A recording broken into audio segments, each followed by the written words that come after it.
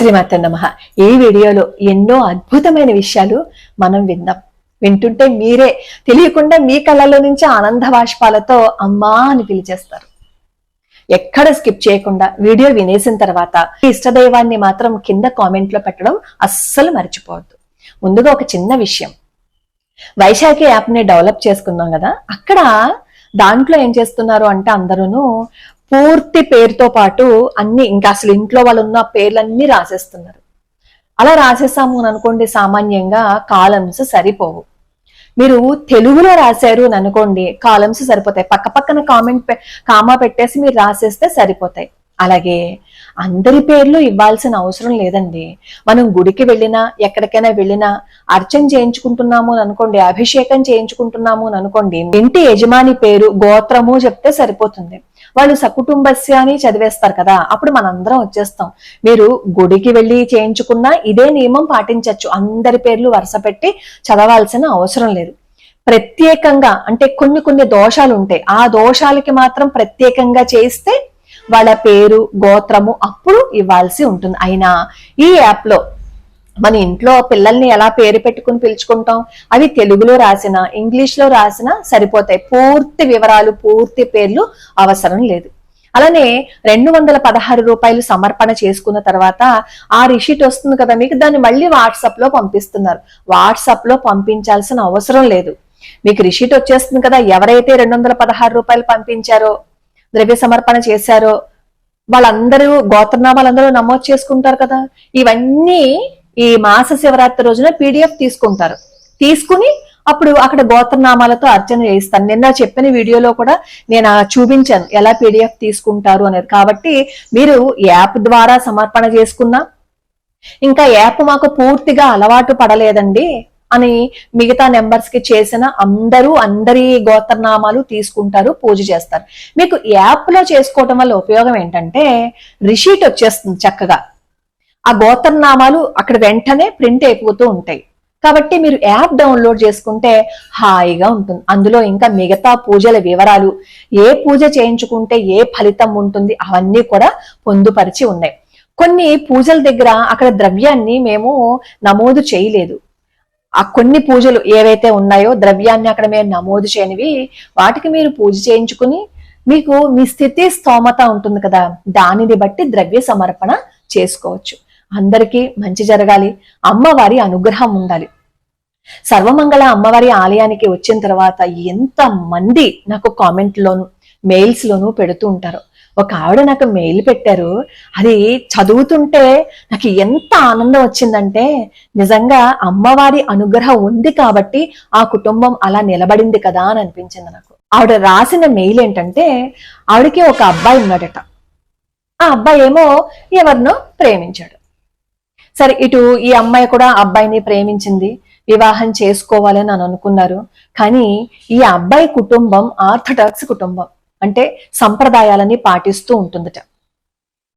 సరే చెప్పి చూశారు, ఆ అబ్బాయి వినలేదు. ఎంత ప్రయత్నించినా ఆ అబ్బాయి మాట వినలేదు. అప్పుడు సర్వమంగళ అమ్మవారికి మొక్కుకున్నారట. ఏమనంటే, అవతల అమ్మాయికి ఎటువంటి ఇబ్బంది లేకుండా నాకు ఈ కష్టం నుంచి బయటపడే మార్గాన్ని చూపించు తల్లి, నా కొడుకుని కాపాడు తల్లి, నేను సత్సంప్రదాయాలను పాటించేదాన్ని, నా కుటుంబంలో ఈ వర్ణాంతర వివాహం జరగకుండా ఉండేటట్లు చూడు తల్లి అని చెప్పి అమ్మవారిని గత 2 ఏళ్లుగా ప్రార్థిస్తున్నారట. ఎంత ప్రార్థించినా అసలు ఆ అబ్బాయి మాట వినటం లేదట.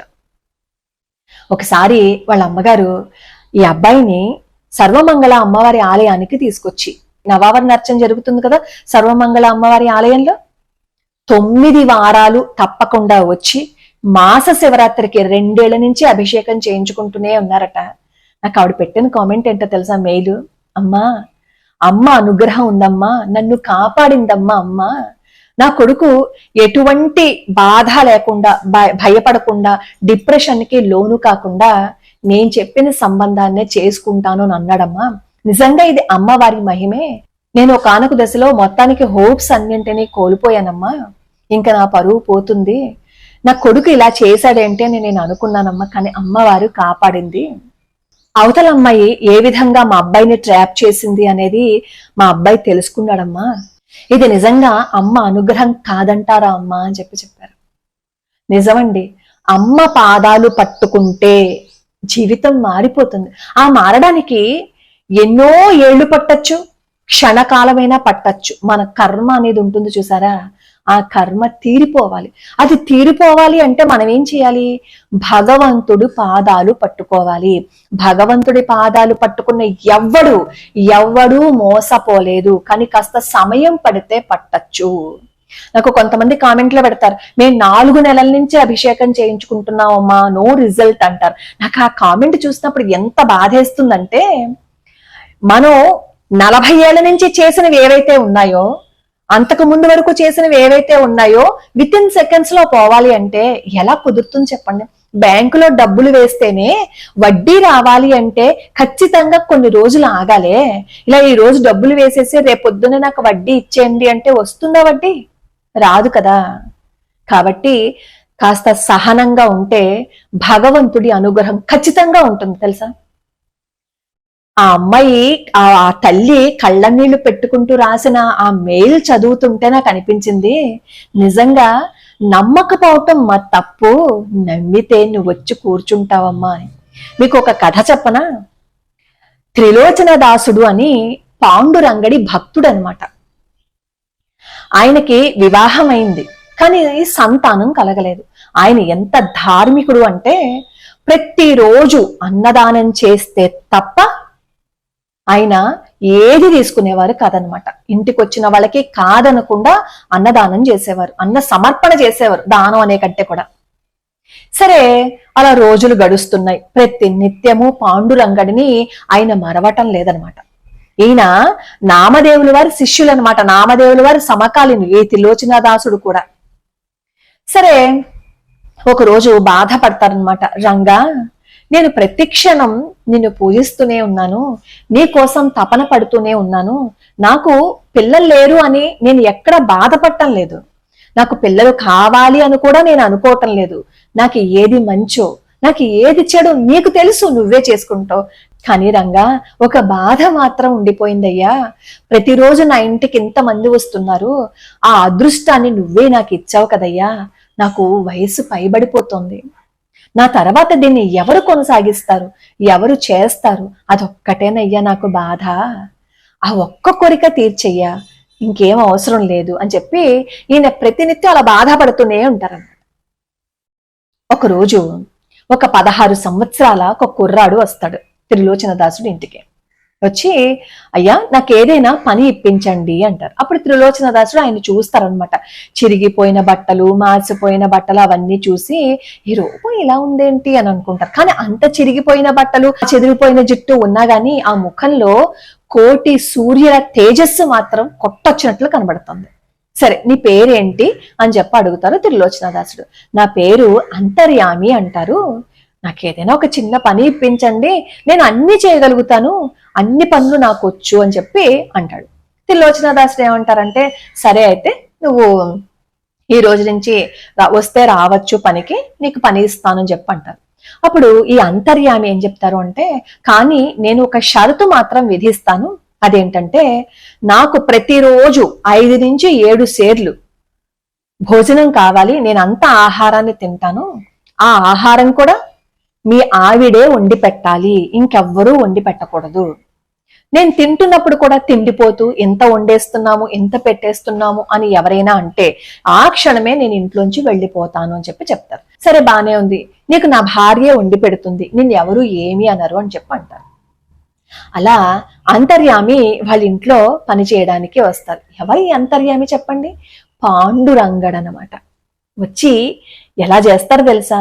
త్రిలోచనదాసుడికి ఇంట్లో కావలసిన పనులన్నీ చేసి పెట్టి, గిన్నెలు తోమి, బట్టలు ఉతికి, అలసిపోయి త్రిలోచనదాసుడు పడుకుంటే ఆయన పాదాలు కూడా ఒత్తుతారనమాట. ఒకరోజు త్రిలోచనదాసుడి భార్య పక్కింటి ఆవిడతో ఉంటుంది, మా ఇంట్లో అంతర్యామని ఉన్నాడు కదా, ఆ కుర్రాడు అన్ని పనులు బాగా చేస్తాడు, ఇంటికి వచ్చిన వాళ్ళందరికీ వండి పెడతాడు, చాలా రుచిగా వండి పెడతాడు, ఎక్కడ విసుక్కోడు, అంతా బానే ఉంది, కానీ రోజుకి 5 నుంచి 7 సేర్లు నేను వండి పెట్టలేకపోతున్నాను, నా వల్ల కావటం లేదు, ఉత్త తిండిపోతూ అంటుంది భార్య. అంతే, ఆ క్షణాన్నే అదృశ్యమైపోతాడు అంతర్యామి. అప్పుడు ఏడుస్తారు త్రిలోచనదాసుడు ఆయన భార్య, అయ్యో లక్ష్మీపతి చేత మేము ఇన్ని పనులు చేయించుకున్నాము, ఆ జగన్నాథుడి చేత నేను కాళ్ళు ఉత్తించుకున్నాను, బట్టలు ఉతికించుకున్నాను, ఎంత మహాపాపం చేశాను నేను, ఎంత పాపిని, నా జగన్నాథుడు తింటేనేనా, నా రంగడు తింటేనా తిండిపోతూ అని అన్నాను, నా నోరు ఏమైపోవాలని పశ్చాత్తాపంతో విలపిస్తారు. రారు జగన్నాథ, నేను తప్పు చేశాను రంగా, నాకు కనిపించు రంగా, నేను ఎంత మహాపాపం చేశాను, నువ్వని తెలియక నీ చేత అన్ని పనులు చేయించుకున్నానే, ఈ పాపానికి అసలు నేను ఏ శిక్షను అనుభవిస్తాను చెప్పు రంగా, నన్ను క్షమించు రంగా అని చెప్పి అలా ఏడుస్తారు భోజనం మానేసి. తన భక్తుడు ఇంకెవరికో సేవ చేయటం కోసం విలపిస్తేనే రంగడు వచ్చేసాడే, అలాంటిది తన భక్తుడు తన కోసం ఏమీ తినకుండా అలా విలపిస్తూ ఉంటే అక్కడ ఆయన ఉండగలరా చెప్పండి.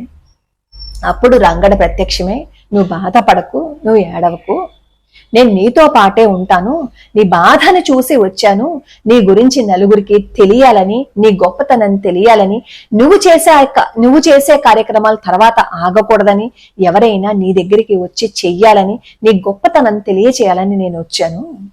నాకు నీ నుంచి కావాల్సింది నిష్కల్మషమైన ప్రేమ, అంతకుమించి నాకేం కావాలయ్యా, అది నువ్వు నాకు ఇచ్చేసావు కదా, అందుకే నీకు నేను లొంగిపోయాను అంటారు.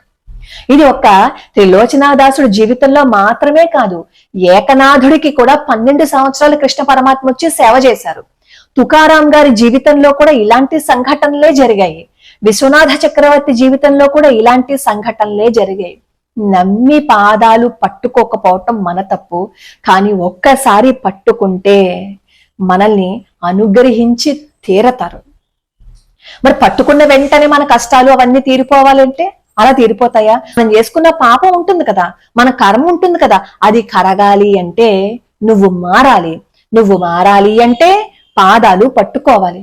పట్టుకుంటే ఖచ్చితంగా ఖచ్చితంగా ఖచ్చితంగా అది 100కి 100% అనుగ్రహం ఉండి తీరుతుంది.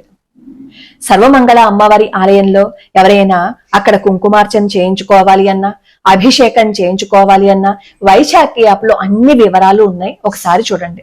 రేపు 15వ తారీఖున మాస శివరాత్రి వచ్చింది. మాస శివరాత్రి రోజున ఎవరైనా ద్రవ్య సమర్పణ చెయ్యాలి అని అనుకుంటే 216 రూపాయలు ఈ వైశాఖి యాప్ ను డౌన్లోడ్ చేసుకుని అక్కడ పంపిస్తే, గోత్రనామాలు నమోదు చేసుకుంటే చక్కగా మీ పేరున అభిషేకం అవి జరుగుతుంది. దీంతో పాటుగా మనం ధర్మాన్ని తప్పకూడదు, సత్యాన్ని వదిలిపెట్టకూడదు, ఇంకొకరిని పరుషంగా మనం మాట్లాడకూడదు.